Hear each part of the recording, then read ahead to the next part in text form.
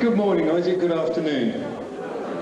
Whatever, I don't know. Sorry, a couple of minutes delayed, but it's very difficult down at the jumble sale this year to get the right gear. Yeah. We're supposed to be back trousers, but I've left those back in the chalet, so it's one of those things, isn't it? Well, thank you very much for coming along. Heart to Heart, it's different, it's an update, it's obviously upgraded everything from an hour with that we've had in the recent years. And we've got 3 guests today and 3 also on Tuesday. So sit back, relax and listen and enjoy some dialogue and some conversation, delving deep into the minds of the subnormal. Well, when you take about subnormal, we're very welcome to introduce our first guest. And if we talk about subnormal, will you please give a greeting to Catherine Wireless.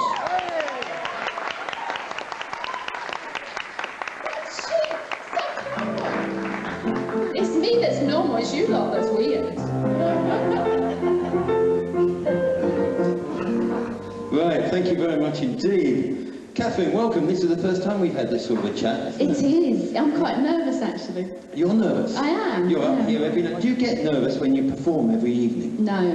No, I don't get nervous when I'm doing it, but I don't know what you're going to do, so that's why I'm nervous. We never give the questions away before we start, do we? No. So, but first of all, start with domesticity. You're a mum. I am a mum to 4 boys. To 4 boys? 4 boys. My eldest is now 22. Good. Chris. Luke is 19, Jack is 13, and George will be 11 next week. Very good. So when's the next one? No, never. Never ever. That's what I said.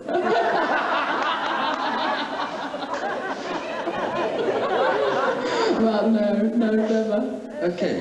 Thank you very much indeed. I'll see you next year. How long have you been coming to Butlins for? I think it's 8 years now. I think it's about that. So you were, of course, I went back and saw an old video clip, and you were with us at Pontins, weren't you? I was, yes. I did 2 years at Pontins, and then came here. Yeah. And therefore you took over the entertainment team. What does it mean to come here with the entertainment team? What does this week mean for you? Oh, it means an awful lot.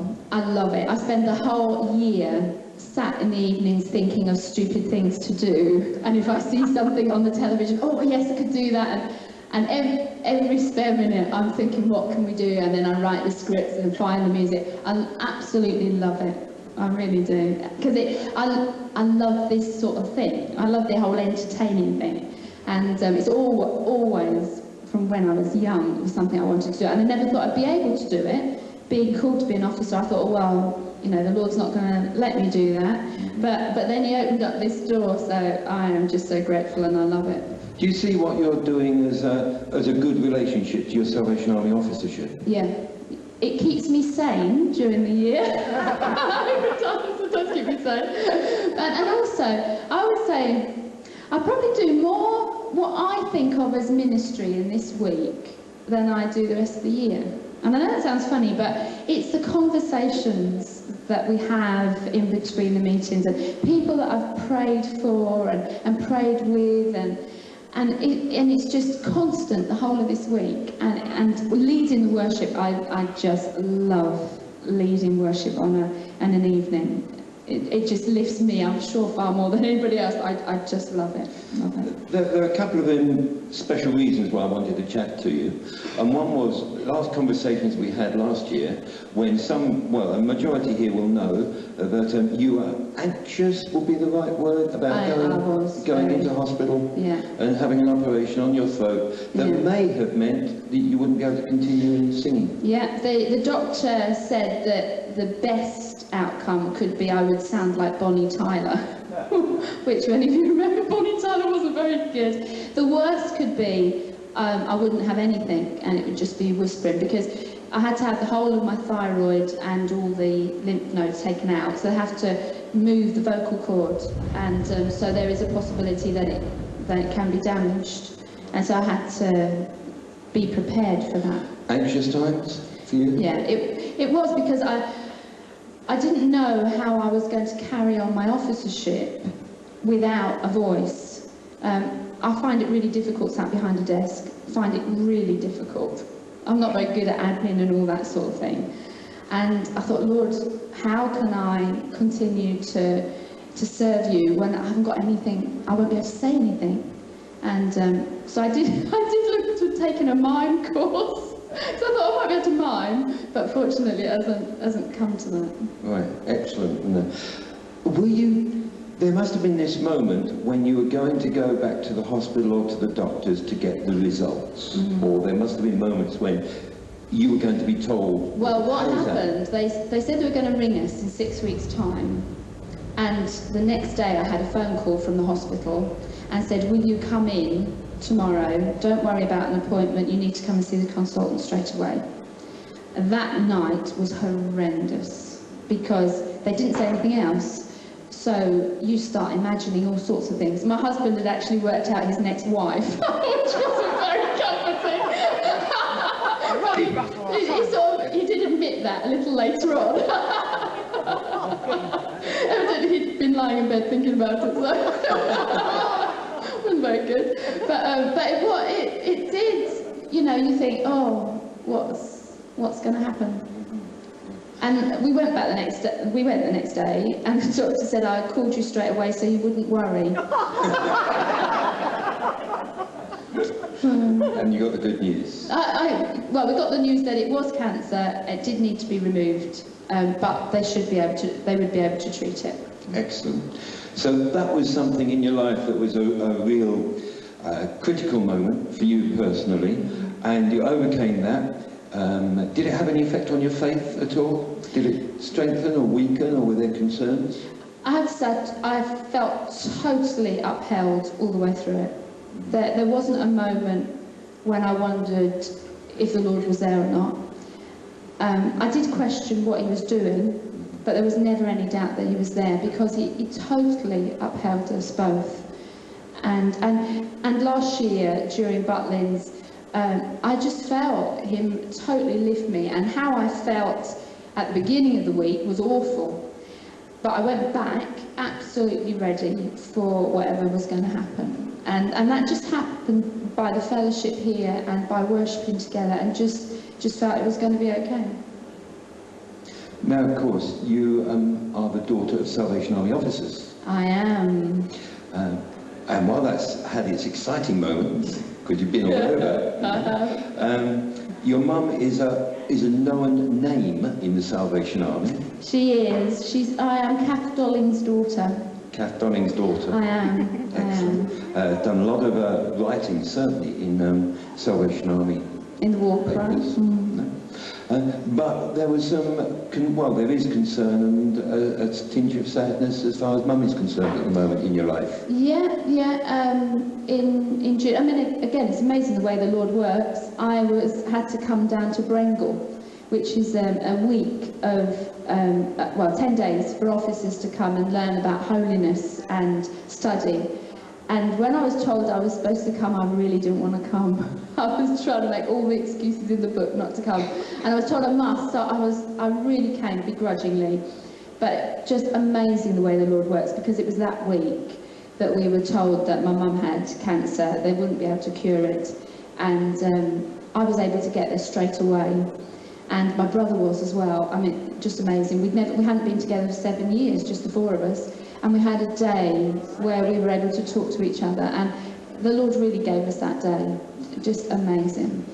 And so, yes, she hasn't got long left, but she turned to the doctor and said, well, I know where I'm going, and I've had a good life, and we'll leave it with him. And if I'm honest, I'm praying it will be sooner rather than later, because anybody that knows my mum knows she will never cope with not being able to go out and not being able to do things. And my dad will never cope with nursing her. He's already lost patience, and it's only been a couple of months. It will be a real struggle. And you, of course, are living in the north of Scotland? I'm in Aberdeen, yeah. And mum is in outskirts of London? In London, 700 miles away. So you don't visit every week? Not every week, no, but we've been able to get down when we were on holiday, and then I've added on a day either side of here, and so we can spend time with her. And the arrangement is that as soon as my dad needs me, I'm straight down. And the army have been really good and said, don't worry about anything, just get on a plane and fly down when you need to. Excellent. You'll understand I wanted to speak to Catherine because we see the vibrant, lively personality that comes on the stage, and you don't see what's just behind and some of the anxieties of this past year. And I wanted to assure Catherine of prayerful support, which I know she's been aware of for so many people here this past year. And just to show that the Lord has cured her throat, she's going to sing for us. We thought would be most appropriate. Catherine, thank you very much for being my guest, and we look forward. Would you introduce what your song is?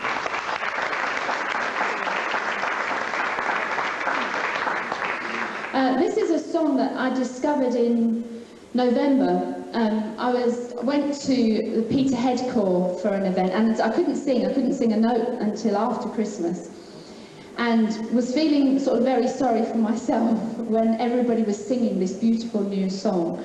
And then in the second verse, these are the words. It says, "Find rest, my soul, in Christ alone. Know his power in quietness and trust." And it just hit me, and it was, you know, I really felt the Lord saying, shut up, girl, just be quiet and trust me.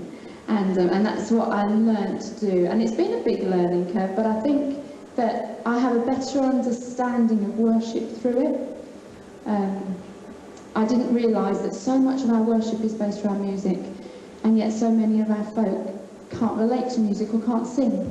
And so that's really made me reevaluate how I lead a meeting and what I include in the meeting. So everybody is included, and it is a big learning curve, and I think it's one the Lord needed to teach me. But this is the song, "Hide Me Now." I'm just going to put it up there, just in case I forget the words.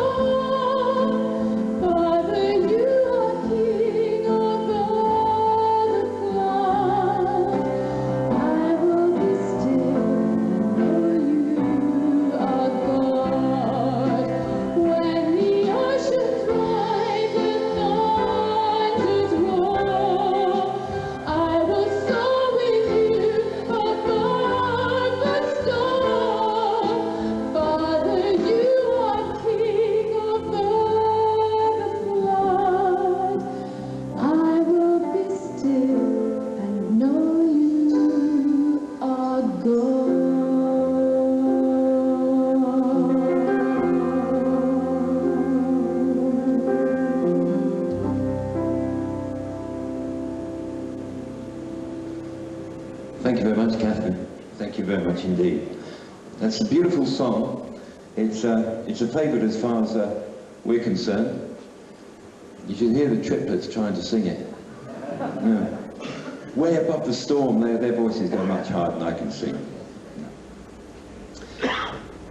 So appreciations to that, Catherine. Second guest, all the way from London, via Southampton this morning, just to come on my show and just to come and be here. But I'm sure you're going to give a good welcome, simply because Kevin Ashman, who's our bandmaster, is unable to be here today, so we just needed a substitute. And we couldn't think of anybody except the most important person in music terms, as far as the Salvation Army is concerned, Director of Music Ministries Unit at Territorial Headquarters, and also the bandmaster of the International Staff Band. Will you please welcome Dr. Stephen Cole.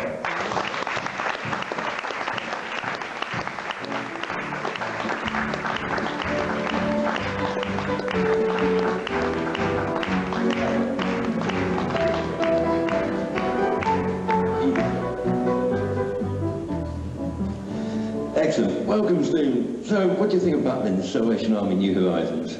Well, it's good to be here. Hey, that was a long walk, by the way. It was, yeah. We wanted to get more from marching on the piano, you see. You've been before, haven't you? Yeah. Yes, I have been before. I came here a couple of years ago with the core band, and most years I was at Green Sands for a couple of days. Right. Back in the Green Sands days, about the place that we don't talk about. It's strange, because when we were there, we never talked about this place, did we? What's it like being bandmaster of the International Staff Band? Is that a bit hairy? Scary?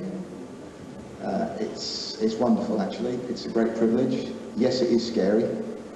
I've been in the band since 1975 when I left college, and I'm still 34 years on in awe of the band.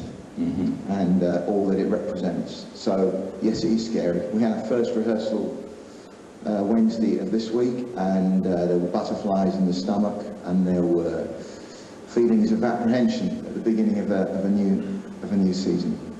Do you always get to choose the music that the band plays? Pretty much, yeah. So it's your favourites? No.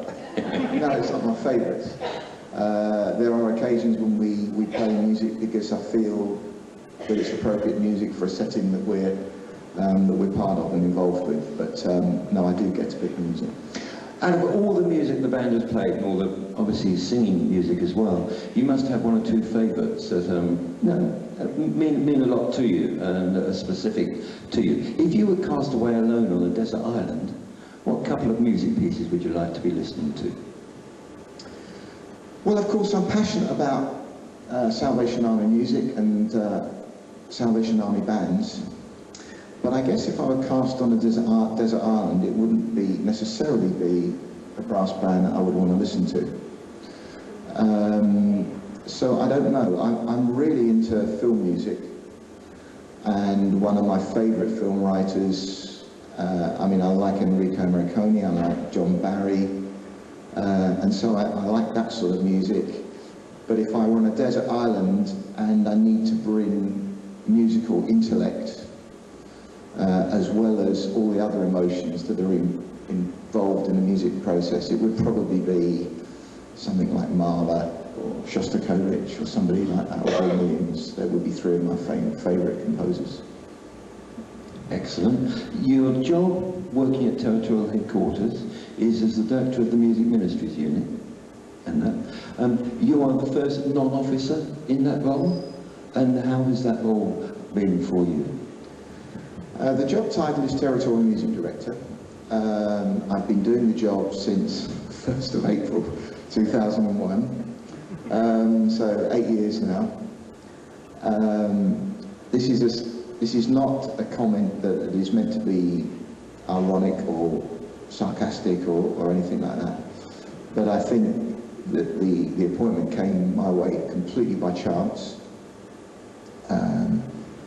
It's one of the best things that's ever happened to me. I feel totally fulfilled, and that I feel that God has placed me there, and this is what I should be doing. And so it's been 8. What was the question again?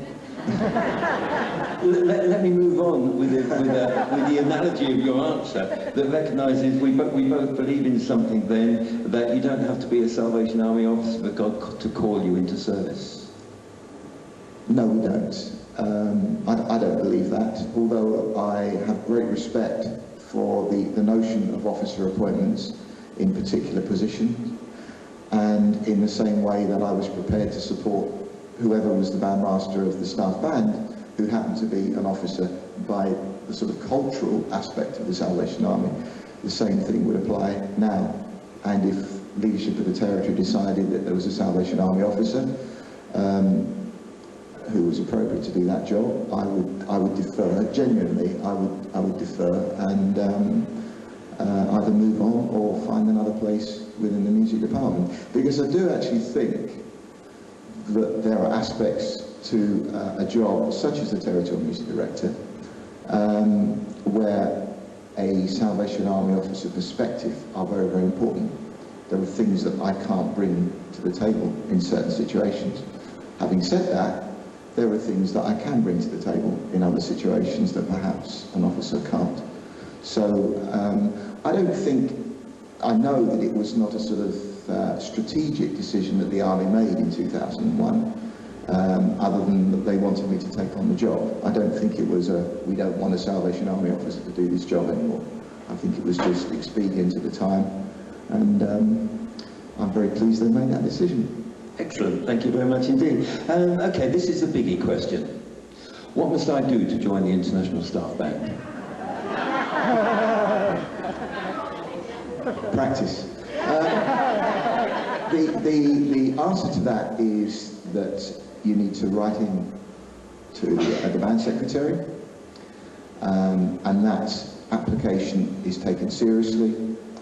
And when a vacancy occurs, we look at applications. The process goes to the corps officer, the local section leader, and the division for us to even audition an individual. And then following an audition, I will always interview the person concerned to make sure that that they are a good Salvationist. We are not interested in people who are not committed to what they're doing at their local corps. So it is not just an authentic musician that we're looking for. We are looking for an entirely rounded and convincing Salvationist to come into that group. Well, I qualify on some of those. It's the actual playing instrument that's a little bit of a problem. But that's fine. What are some of the exciting things that you've done with the staff band and as bandmaster? Because I know you've done world tours, and you've been away this year and planning in the next year to go away. Yeah, it's impossible to adequately respond to that when you've done 34 years with the band. We've played at Disney, we've done all sorts of exciting stuff. But we've also done a Tuesday morning at a school in Japan for blind children. And we've seen how our ministry, how our music, and our ability to engage has had a terrific impact on young people who have so little. So the aspect of being in a band like the staff band is right across the board. I mean, this will sound cheesy, but we go to commissioning every year and think, oh, gee whiz, it's going to be same old, or whatever. But actually, I have never been to a commissioning where at some point during commissioning, I have not been challenged as to what level of commitment I offer in relation to people who are just giving it all away to serve God and the Salvation Army in full-time ministry. So it is just such a diverse level of opportunities and experiences that you just can't answer that question adequately. Move away from the band at the moment, and then about a family. What family do you have?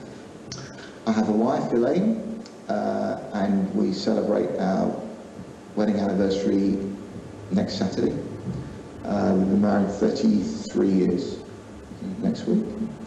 I have two sons, Matthew, who's 25, and Philip is 22.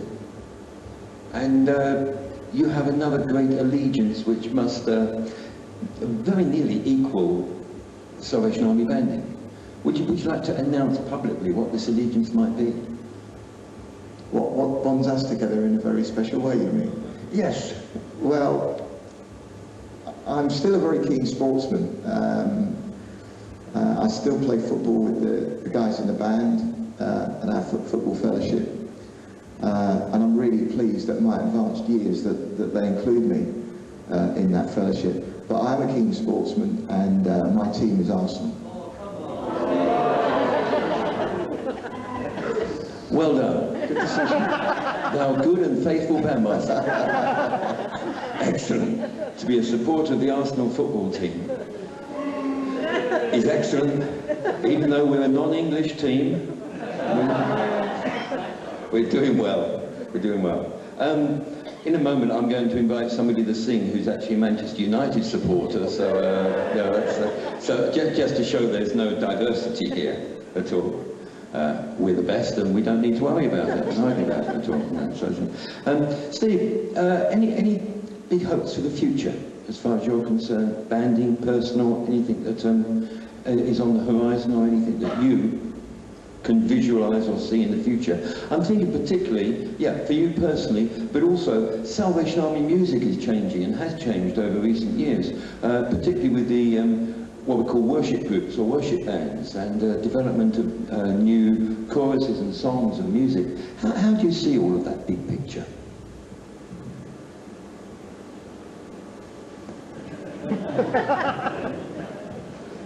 That's an interview in itself. I'm really at peace with what I'm doing. There are always exciting opportunities on the horizon. On a personal level, I'm still wrestling with my place in core life. And were this a testimony rather than an interview, my testimony would be along the lines of what God wants me to do within the core of Hendon. You know, it's a really strange thing. I don't know whether anybody here will empathise, but and I will answer the question. But about 15, 16 months ago, I retired as the bandmaster at the core, and that first Sunday, to go to the core from the back entrance, and for the first time in my life have to consider where you sit, who you sit with, just completely floored me. And to find my role in the core at Hendon is still quite a challenge to me. And I'm getting involved with the kids, with learners and YP band and stuff like that. But to find a really meaningful role is difficult, and I'm having to learn to do different things, and I'm trying to go around and meet and greet, which is difficult for me because I'm very shy. But I'm getting to know people in the core that I've just spoken to quite peripherally in the past. So that's a big thing. It's a big thing in my mind at the moment. In terms of my work, and in terms of the way forward for Salvation Army music, I think we've come through a period where we've wrestled with what we sing and what we play, and our motivation for what we do. And my sense, and I'm sure there will be people that will touch base with me later and tell me that I'm right or wrong. My sense is that we're finding our way through that challenge. And musicians that I'm talking to from the contemporary arena tend to concur with me that we've come through that stuff, and I think there is a lot more understanding. I believe that the Salvation Army has gifted us with a very, very special resource with our music and the opportunities for ministry that gives us. And I believe that in the Salvation Army we truly can have it all. And I'm encouraged by the way in which we are learning to understand one another. And I think there is much less conflict and misunderstanding that there used to be. I'm hoping that we can move the praise band stuff on from it just being, not just, but for it being a support and an intrinsic part of worship, to bring in a more performance element so that we can develop those skills and we can develop young people to move that genre along in the same way that we do within our vocal groups and within our band. And I'm currently in conversations with one or two of our younger musicians as to how we can move that on. But it will take time. I want to say a big thanks to Steve for coming and just sharing with us. I have to say that those who come as my guests, while we've got a rough idea, they don't know the questions I'm going to ask. And I didn't mean to put anybody on the spot. Well, I do. But and I really appreciate, Steve, your honesty and forthrightness and just being able to share your own understanding of Salvation Army music and all that you have done and accomplished over the many years. I'd like you to say a thank you to Bandmaster Stephen Clark.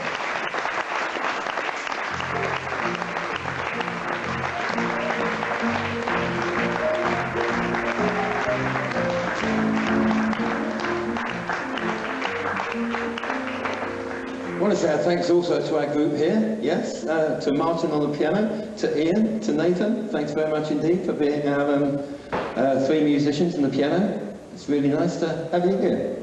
Ladies and gentlemen, I'd like to introduce a very good friend of mine, even though he supports Manchester United. Here's Brian Hilson, who's our stage manager and really the venue director for last year and this year. He's going to come, and I've asked him to sing to us before we present to you our final guests for this hour.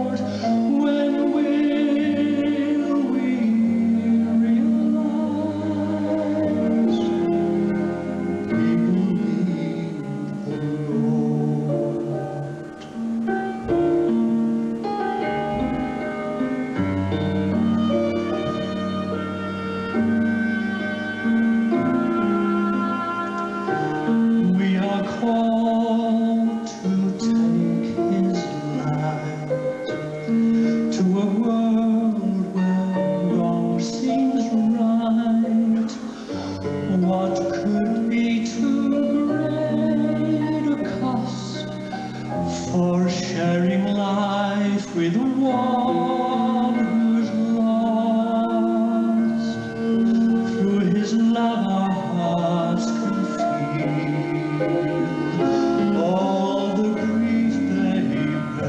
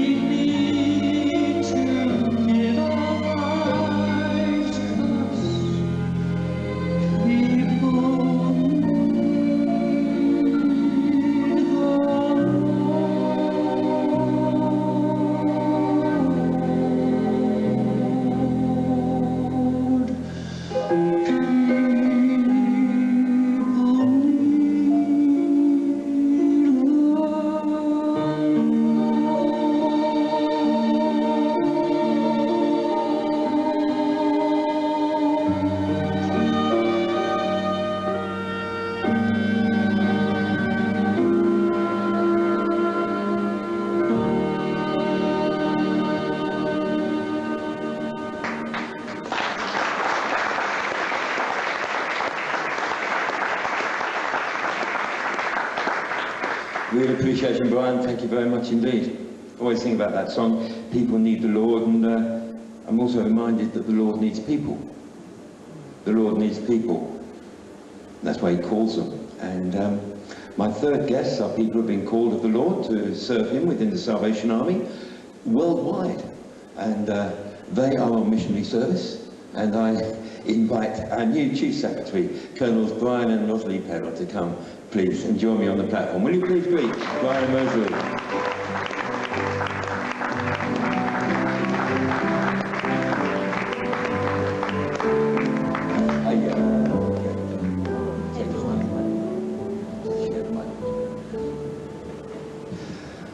Wow, welcome, welcome. Okay, first impressions, New Horizons. Yeah, yes, you did well last night, so far. Shirts are great. They're good, and they fit, which is pretty impressive. Yes, it's very, very good. It's an amazing week, isn't it? I think it's incredible that a territory can bring these many people together and just share a holiday. It's absolutely amazing. And to have the various dimensions available to us of spiritual and fun and camaraderie, and it's great. It is, yeah, very good. And the same? Oh yeah, it's great. I think the hardest thing is not knowing anybody. So I appreciate when people come and speak to us and say, how's it going? And I will say, well, what's your name and where you're from? But I know I won't remember that tomorrow. But it's good when people do come and we get a chance to meet people. Rosalie, tell us about your family and where you were born and what happened and where you I was born in Carbonear, Newfoundland, and grew up in the Salvation Army. Although my parents weren't really strong Salvationists, but they did make sure that the children went to the Corps. I found the Lord at, invited Jesus into my heart as a 7-year-old. I believe in child evangelism, and very amazed how God's hand was on my life from there to where I am today, and a great testimony of God's keeping power, and great for that. We have 2 daughters. Krista is 27, and her and her husband Tim are Salvation Army officers in Goderich, Ontario, and they have 2 children. Alexander is 17 months, and Carrington is 4 months. And then we have another daughter, Stephanie, who's 29, and she's been a youth pastor for the past 4 years with the Salvation Army. And she's on maternity leave because she has a 1-year-old little girl named Kayla Rose. Have you been able to see Carrington?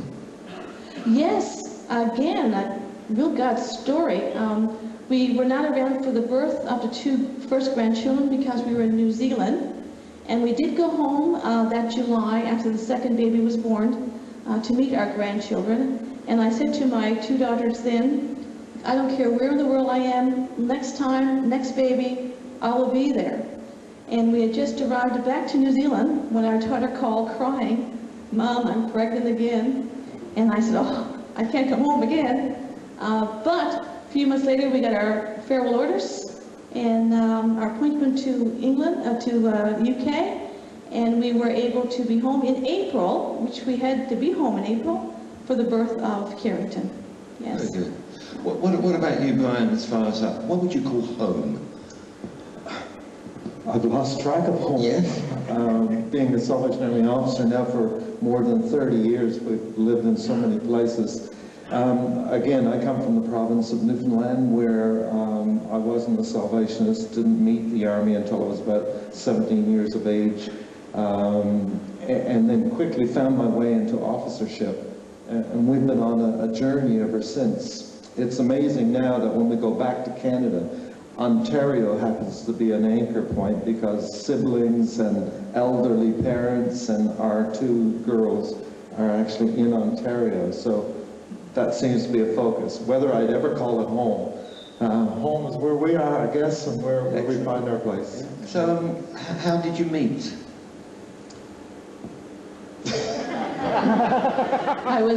We were at a training college, and I was a session ahead of Brian. And we went there. Actually, the first week Brian came in, we started dating.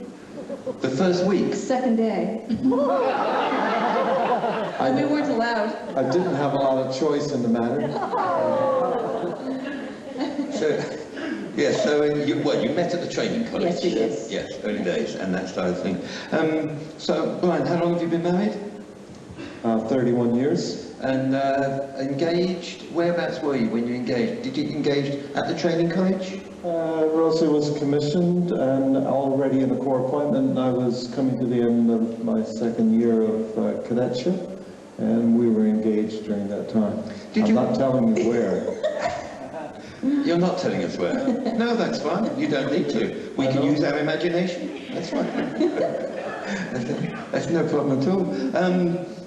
Becoming Salvation Army officers, the Lord had already called you separately. Yes. And so that wasn't a difficulty because you understood each other's calling when you first met with each other. But what about the type of ministry that you were called? Were you both called to be Salvation Army corps officers, or was there any specific type of calling that you felt you were going to be involved in?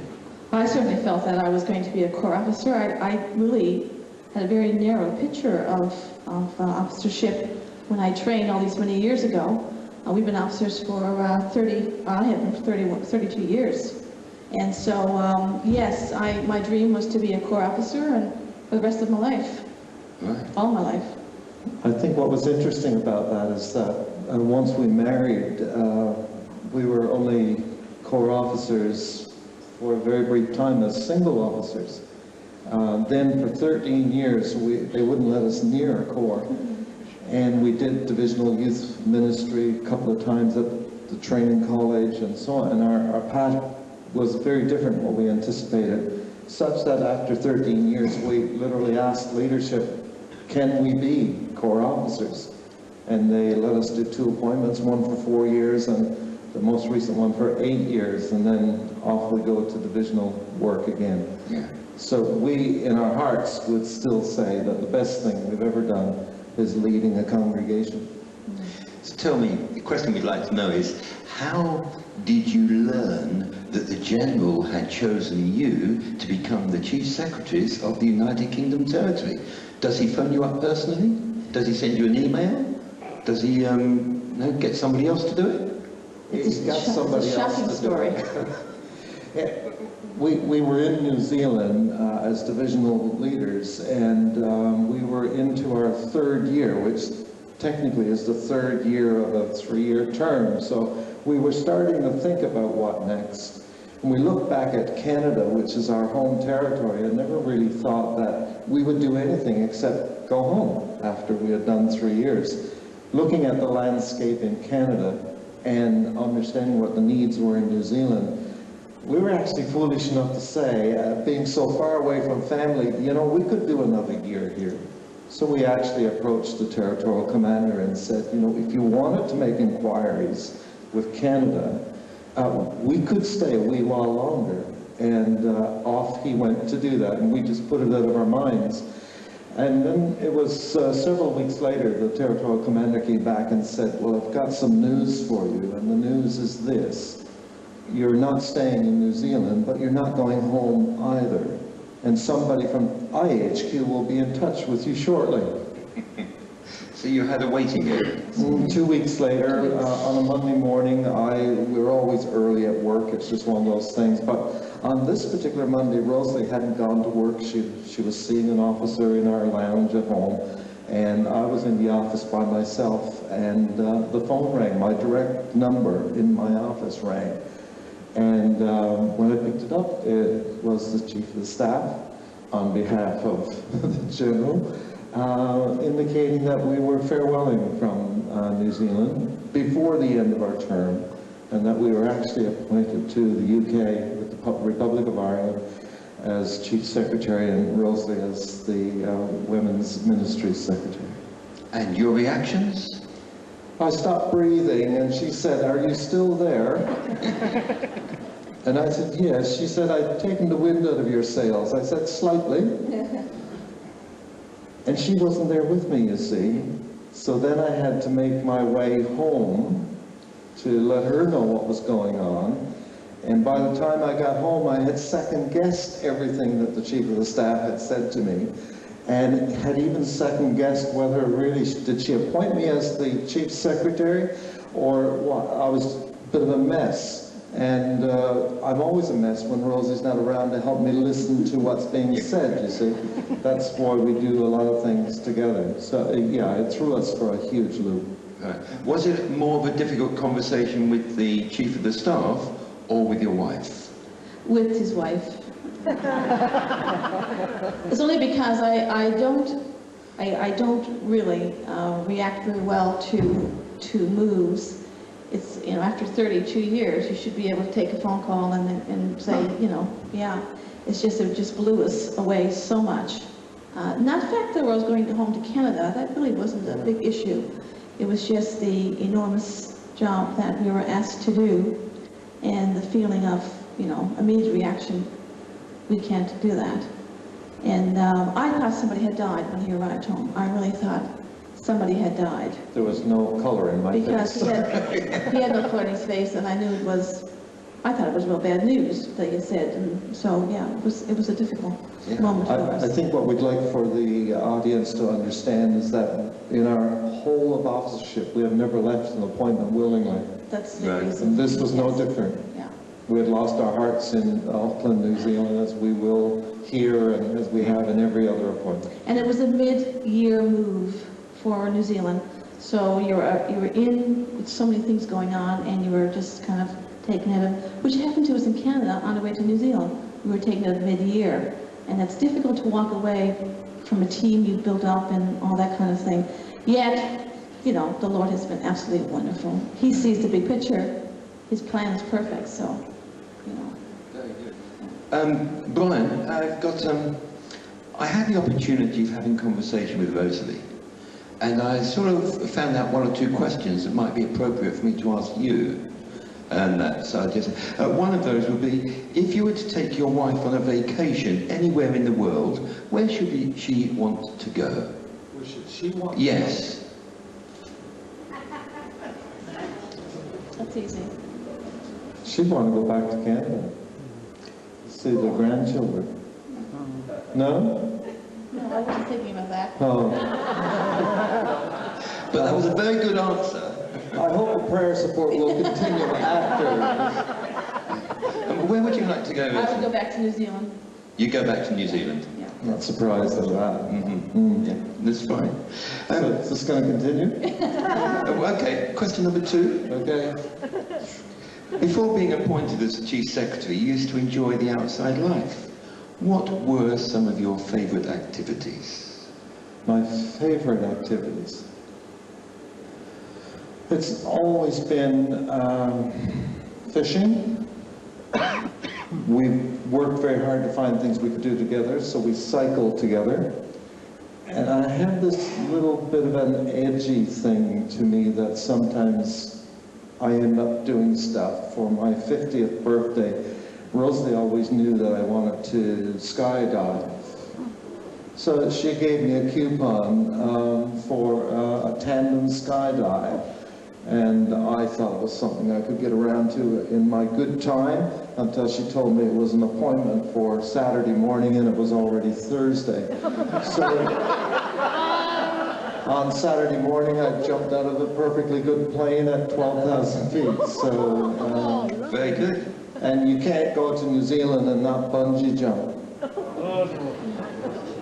So I don't know why I do these things, but they, you know, your chief secretary is not totally got his feet on the ground. That sort of does prepare you for sort of a phone call from the Chief of the Staff, doesn't it? Yeah, I'd put that on the same scale, actually. It's fine. Have you decided which football team you're going to support in this No, country? no. One of the things about flitting around the world is that you don't have to drill down deep on your loyalties. So whoever's winning, I'm there. You're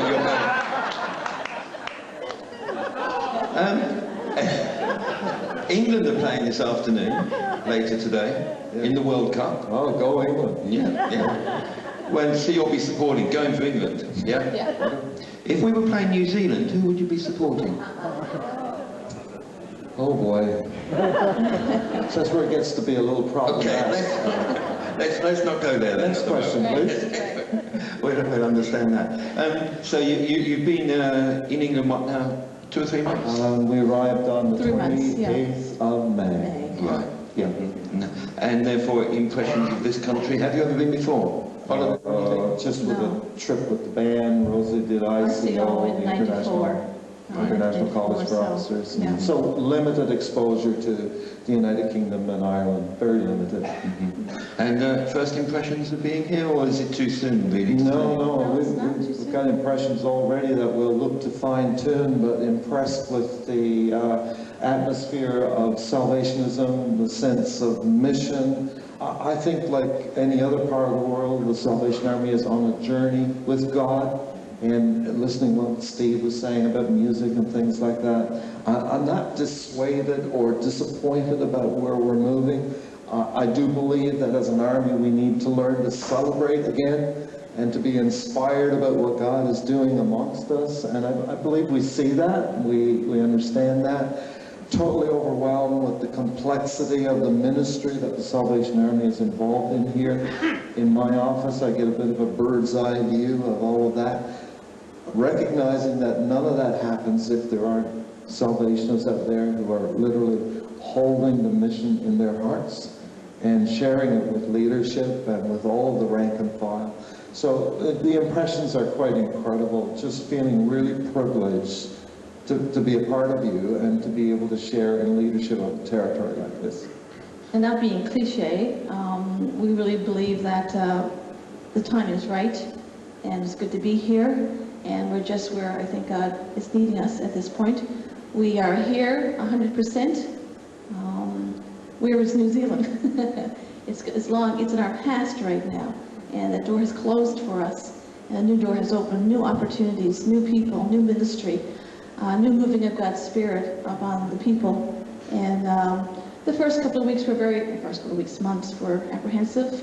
We are feeling very much at home, very much a part of it. And we're, God sees the picture, the big picture. And we are where He wants us to be, and we will do the best we can with His power and His strength. I think it's wonderful that you've been able to spend the weekend here, something completely different, and it's different for the... my last question then for you is, more of a sort of testimony style. Who are those influences? Who are those people who have influenced you, whom you would like to say, I thank God for that person? Would that be family? Would that be somebody else? Would it be friends? The people who have influenced you to make you who you are today. I suspect if I opened every chapter of my life, and those chapters might be divided by the appointments that we've had, that there would be spiritual heroes, even as a corps officer. The Sergeant Major, who is still a dear friend, would have been my influencer.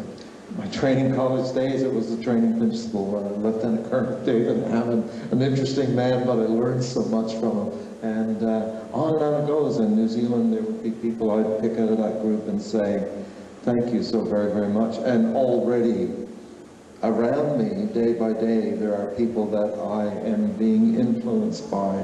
And I readily accept that because I can't do it on my own. I need people speaking into my life. And I couldn't name one or two people. It's just a whole panoramic view of my journey with God. Excellent. I'd say for me, I really can't name people. There are just too many.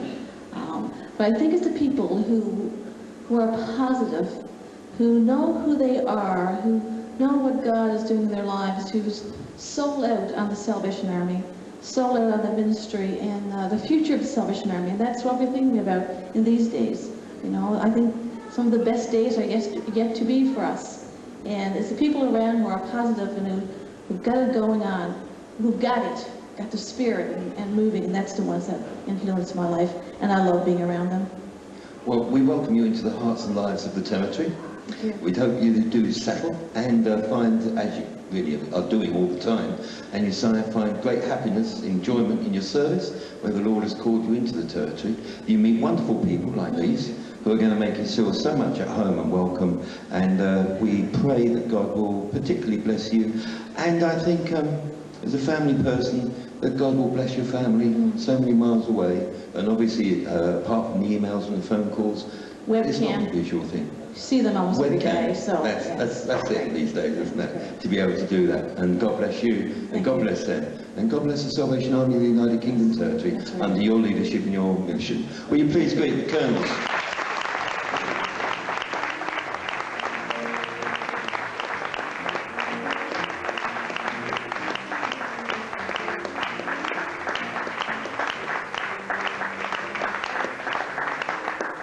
Thanks very much indeed. Oh, that was excellent morning, wasn't it? Listening to the inside stories. On Tuesday, if I could remember who I was talking to, I would tell you. I know Major Paul Main is going to be here. He's the Secretary for Evangelism. He's going to come and we're going to talk to Paul. And also John and Lorna Smith, who are Add-on Family Ministries officers. And you will know that on Wednesday, the Salvation Army here is celebrating 50 years of over 60 clubs. And that will be in the room above here. It's not in here, because we've got 600 or 700 people coming on to the resort from all over the country to come and join us. So we're going to be doing a celebration. It's in your programme, and that'll be upstairs, and that's part of the over 60 celebration of the territory. So that'll be something exciting to look forward to. And there's a third guest who I'm only talking like this because I was trying to remember who it was, but I can't. So we won't have that until the surprise comes on Tuesday. Thank you very much for coming. Thank you very much for listening. Enjoy the rest of your day. God bless you.